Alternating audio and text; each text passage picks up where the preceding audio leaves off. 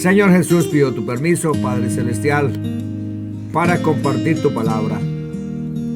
Seas tú, mi eterno y soberano Dios, utilizando estos labios de barro, y que tu palabra llegue a todos los corazones, porque necesitamos el maná del cielo. En tu nombre, mi eterno y soberano Dios, Jesús de Nazaret.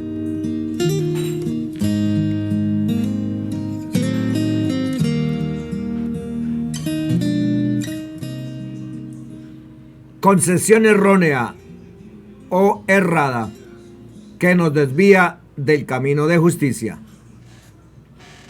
El hombre puede ser un candidato seleccionado por Dios y, sin embargo, quiere seguir caminando en pecado. Algunos casos de estos se encuentran en las Escrituras. Unos respondieron al llamado, otros prefirieron su propio camino y su propia necedad. Primera de Juan 1, 6, 7. Si decimos que tenemos comunión con Él y andamos en tinieblas, mentimos y no practicamos la verdad. Pero si andamos en luz, como Él está en luz, tenemos comunión unos con otros, y la sangre de Cristo, su Hijo, nos limpia de todo pecado. Estimados amigos, oyentes, vemos que Juan no renuncia enseguida ni al momento para ir directo al punto aquí en este libro. No hay saludos de nada. Quería ir directo al punto. Y el punto era que el Hijo de Dios vino a la tierra para ser el Salvador del mundo y redimirnos de la maldad y el pecado. Esta carta no estaba escrita a un individuo, sino a la iglesia o grupo de personas nacidas de nuevo. Que esto es algo que podemos tomar directamente y guardarlo en nuestro corazón, como si estuviera escrito también para nosotros. Esta es una carta con un mensaje profundo y cada cristiano debe leerlo regularmente. La esencia de esta carta de Juan, apóstol, podría resumirse en el capítulo 5 y versículo 13, que dice, Primera de Juan 5:13, estas cosas les he escrito a ustedes que creen en el nombre del Hijo de Dios, para que sepan que tienen vida eterna. Este texto es una prueba más que podemos darnos a nosotros mismos como salvos, completamente salvos por la regeneración y la santificación del Espíritu Santo, para asegurarnos que estamos en la verdadera fe dada una vez a los santos, para asegurarnos que no solo estamos realmente salvados, sino redimidos. Somos de Cristo, para Cristo y estamos en Cristo. Llegaremos a la prueba de nuestra fe cuando mostramos que andamos en la verdad, no en nuestros propios pensamientos o reinterpretaciones hechas a la Escritura, desviándonos de la verdad. Mientras estudiamos esta carta de Juan, antes de hacerlo, quiero que entremos en algunos malentendidos del hombre. Hoy veremos el primer tema de 3 ideas erróneas del hombre. Y eso se encuentra en Primera de Juan capítulo 1, 6, 7. Esta es la idea equivocada que, porque nacimos pentecostales, fuimos criados como pentecostales y asistimos regularmente como pentecostales, el hombre puede ser un candidato elegido y seguir caminando sin ser regenerado. El Hijo de Dios ha venido en carne a la tierra. Este es el gran testimonio de Juan. Cristo vino a la tierra para que ese hombre pueda tener comunión con Dios. Pero, espera, grita el hombre. Ya elegimos a Dios, ya adoramos a Dios y nos sentimos seguros y aceptables en nuestra religión. No necesitamos que alguien más nos muestre cómo ser aceptables ante Dios. Podemos llegar a Dios por nuestra cuenta. Podemos asegurar su aprobación por nosotros mismos. No necesitamos a alguien que nos diga cómo acercarnos a Dios y cómo debemos adorar a Dios o asegurar su aprobación. Aquí en 1 de Juan 1:6, capítulo 2:2, encontramos este tema. 1 de Juan 1:6. Si decimos que tenemos comunión con Él y andamos en tinieblas, mentimos y no practicamos la verdad. 1 de Juan 2:2. Y Él es la propiciación por nuestros pecados, y no solamente por los nuestros, sino también por los de todo el mundo. Ese hombre que se opone a la idea que el Señor Jesucristo vino en carne como el Hijo de Dios, ese hombre se opone al testimonio de la forma en que se adora al Padre en Cristo y piensa que está mal, que no tiene mérito con Dios o es inaceptable para Dios. Primera de Juan 5:1-15. Veamos si esto es así. Todo el que cree que Jesús es el Cristo ha nacido de Dios. Todo el que ama al Padre ama también a sus hijos. Así, cuando amamos a Dios y cumplimos sus mandamientos, sabemos que amamos a los hijos de Dios. En esto consiste el amor a Dios, en que obedezcamos sus mandamientos. Y estos no son difíciles de cumplir, porque todo el que ha nacido de Dios vence al mundo. Esta es la victoria que vence al mundo, nuestra fe. ¿Quién es el que vence al mundo, sino el que cree que Jesús es el Hijo de Dios? Este es el que vino mediante agua y sangre, Jesucristo. Y no solo vino mediante agua, sino mediante agua y sangre. El Espíritu es quien da testimonio de esto, porque el Espíritu es la verdad.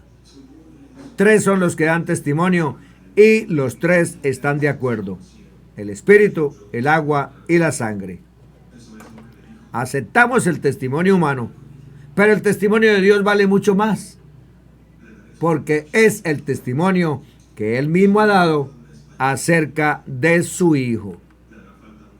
El que cree en el Hijo de Dios acepta este testimonio.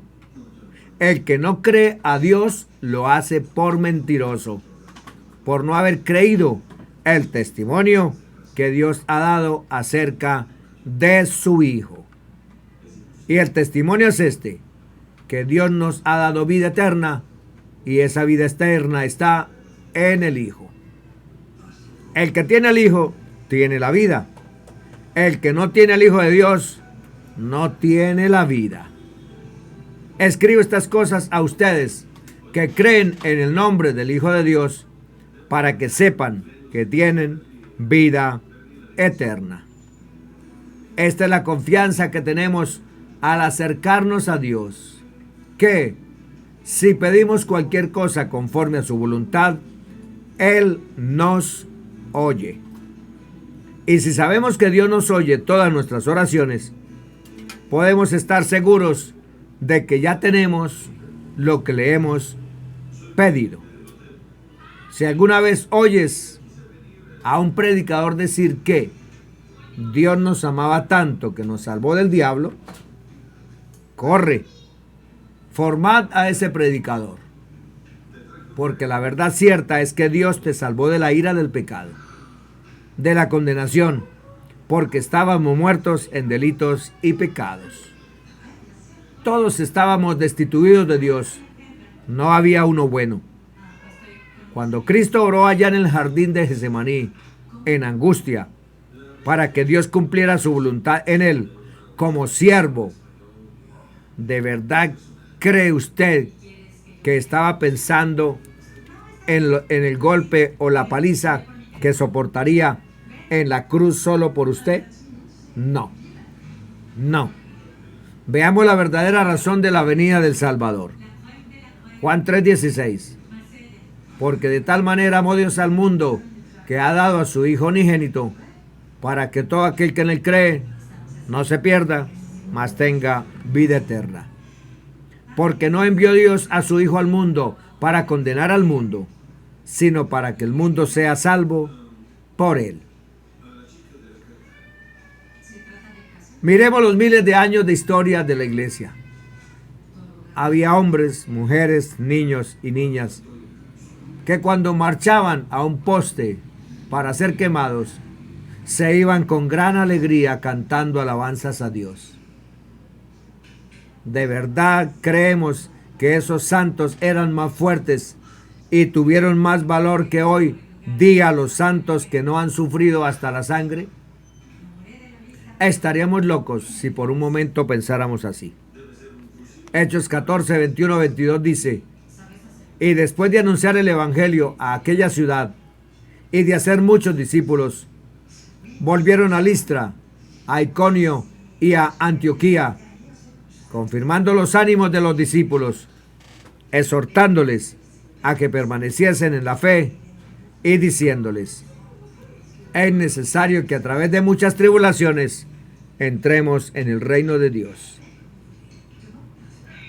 Estimados oyentes, un día había un predicador que estaba dando el mensaje en una escuela cristiana y le preguntó al pastor qué grupo de edad estaría al servicio, que si todos ellos desde primaria hasta la preparatoria. El predicador dijo que esto sería difícil. Entonces el pastor preguntó: ¿qué ibas a predicar? El predicador dijo: propiciación. El pastor respondió con una sonrisa y dijo: no lo cambies, predica. Como comenzó a describir a Cristo en el jardín, les preguntó a los jóvenes: ¿qué había en la copa que Cristo pidió que pasara?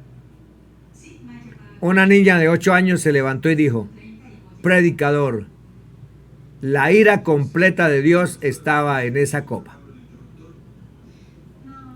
Creo que esa niña de 8 años tiene más conocimiento doctrinal o teológico de las Escrituras que la mayoría de los cristianos. El Señor Jesucristo llevó en sus hombros el peso del pecado. El que era sin pecado fue hecho pecado por nosotros. El que vino lleno de gracia y verdad fue hecho maldición por nosotros en la cruz, pagando el precio del pecado y soportando la ira del Padre en la cruz. Él se encargó del precio completo, total de Dios, cargando en él el pecado de todos nosotros, para que tú y yo no tengamos que hacerlo. Gracias, Señor Jesús. Gracias, Padre Celestial.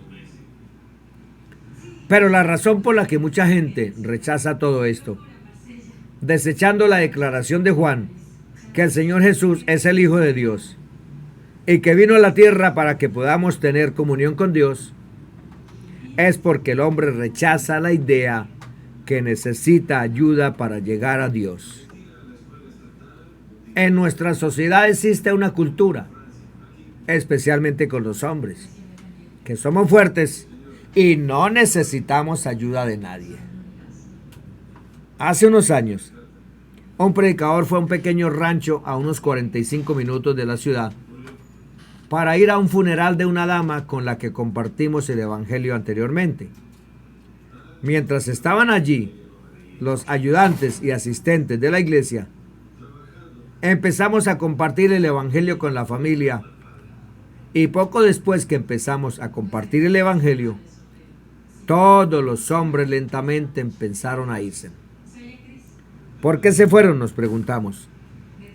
Porque el machismo y la rebelión contra Dios influyen en mostrar que seguir a Cristo y su evangelio es cosa de mujeres, de ancianos y niños, y es un signo de debilidad humana.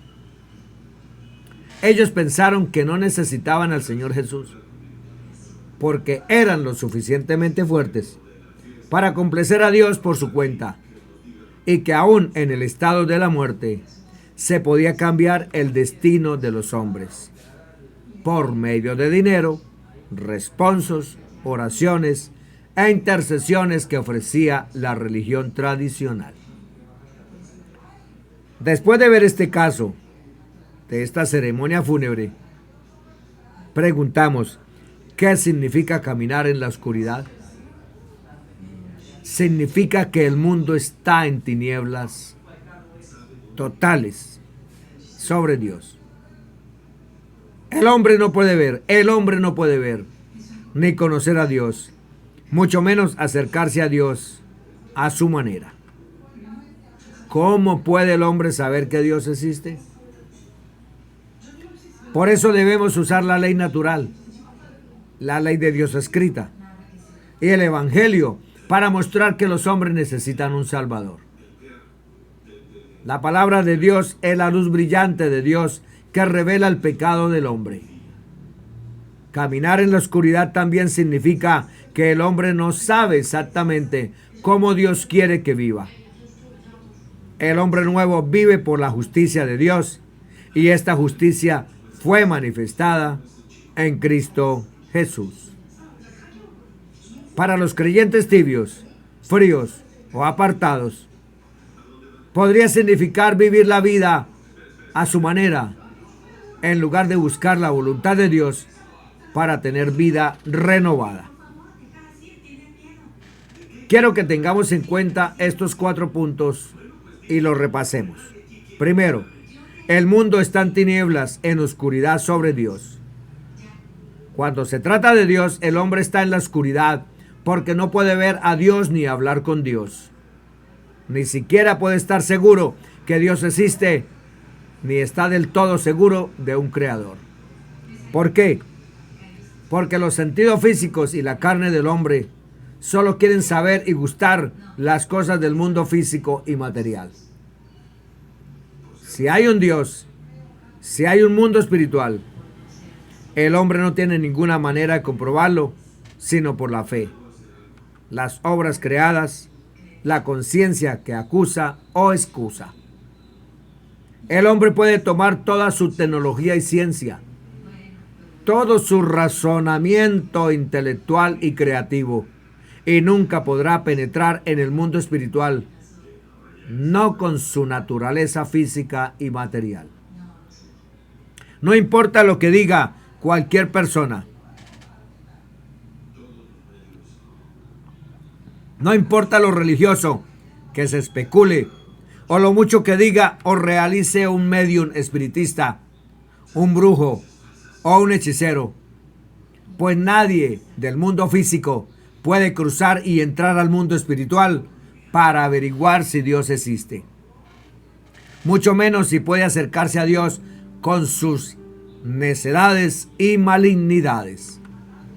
Segundo, ¿cómo entonces el hombre puede conocer a Dios y a la vez acercarse a Dios? Solo hay una manera. Dios tiene que descender de lo alto, manifestarse en carne y entrar en el mundo, a la tierra, para darnos a conocer a Dios y revelarnos su nombre sobre todo nombre. Juan 1:18, Hechos 4:12. Esta es la única forma concebible que el hombre pueda conocer y acercarse a Dios en o por Cristo. Este es el glorioso evangelio. Esto es exactamente lo que Juan declara, que el Hijo de Dios ha llegado a la tierra y vino a darnos a conocer y revelarnos a Dios. Esto es lo que proclaman los versículos de la carta de Juan. En tercer lugar, observemos la tontería del hombre. El hombre rechaza al Hijo de Dios y declara: nosotros podemos tener una religión propia con Dios y agradarlo sin necesidad de ideologías de sumisión o negación de nosotros mismos. El hombre declara que puede encontrar a Dios por sí mismo, que puede relacionarse con Dios y ser lo suficientemente bueno para acercarse a Dios y para asegurar la aprobación de Dios por sí mismo por sus propias obras. El hombre cree que puede usar su propia mente y razonamiento y averiguar lo suficiente sobre Dios para ser aceptable para Él y para ser un elegido por Él. Por lo tanto, el hombre llega a la conclusión que puede rechazar el sacrificio cruento de Jesucristo como el Hijo de Dios. El hombre concluye que puede ser aceptable para Dios aceptando solamente y confesando que Dios existe y haciendo lo suficiente en su religión para complacer a Dios. Cuarto, observa lo que dice la Escritura a cualquiera de nosotros que diga esto: mentimos y no hacemos la verdad. No importa lo grandes que nuestras mentes y pensamientos imaginen a Dios ser. No importa cuántas obras buenas hagamos. No estamos haciendo ni andando en la verdad. He hablado con personas en la calle y dicen: bueno, el Dios en quien creo no haría bien en mandar a la gente al infierno, ni condenar a nadie por la eternidad. Dejaría de ser un Dios de amor, dicen. Me perdonará porque soy polvo y a la larga soy una buena persona. Les digo que están en lo cierto. El Dios de la Biblia, el que habita la eternidad, nunca haría eso porque no puede.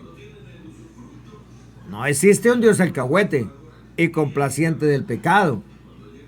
Lo que están haciendo es romper, contradecir, torcer, pervertir lo que dice la Escritura. No harás ninguna imagen de Dios, ni siquiera tendrás imaginación de Él.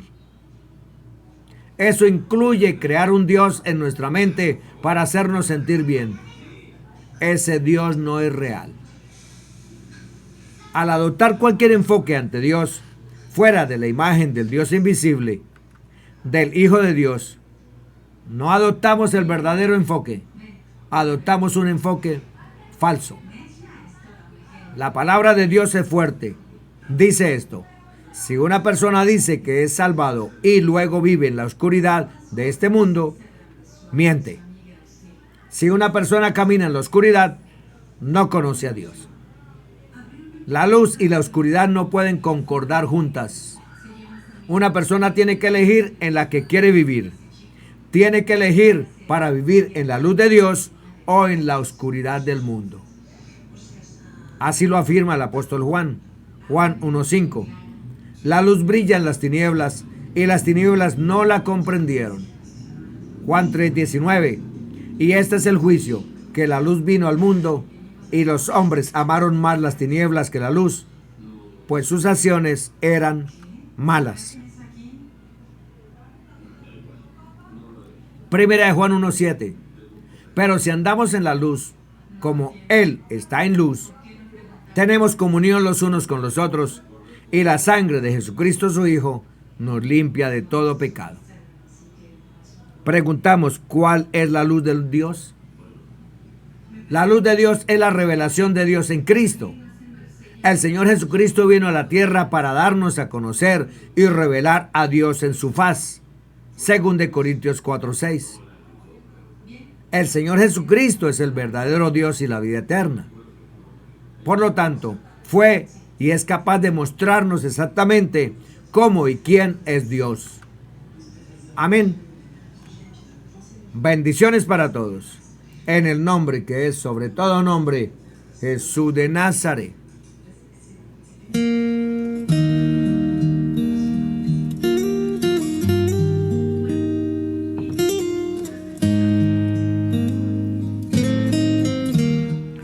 Mi eterno y soberano Dios, gracias te doy. Gracias por darme permiso de compartir tu palabra. Ahora, Señor, permite que tu palabra llegue donde esté la necesidad. Danos entendimiento, sabiduría para aprender cada día más de ella. Gracias, mi eterno y soberano Dios, Jesús de Nazaret.